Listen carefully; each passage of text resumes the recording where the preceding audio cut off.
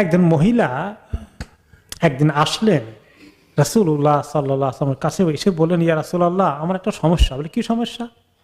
আমার মৃগী রোগের মতো হয়, বেহুশ হয়ে পড়ে যায়, একটু দোয়া করেন না, আল্লাহ তাআলা আমার রোগটা ভালো করে দিক। ফাদউল্লাহ লি ক্বালা ইন শি'তি সাবারতি ওয়া লাকিল জান্নাহ। তিনি বললেন, তুমি যদি চাও যে সবর করবে, এই রোগটা যাবে না, আল্লাহর ফয়সালা অনুযায়ী আল্লাহ রাখতে চান রোগটা, তাহলে তুমি সবরের সাথে মেনে নিলে তোমার জন্য জান্নাত আছে। কারণ মৃগী রোগের সহজে চিকিৎসা তো হয় না, তাই না? আর ওয়া ইন শি'তি দাআউতুল্লাহ আন ইউআফিক, আর তুমি যদি চাও না আমার এটা একটু খালি দোয়া করেন এটা ঠিক হয়ে যাক, জান্নাত দেখা যাবে, সেটা আল্লাহ কিসমতে রাখলে আছে, না রাখলে নাই। আমাকে দুনিয়াতে ঠিক যেন আল্লাহ আমার দেন, আপনি দোয়া করলে তো হয়ে যাবে, তুমি যদি চাও আমি দোয়া করব, হয়তো আল্লাহ দিলে দিতে পারেন।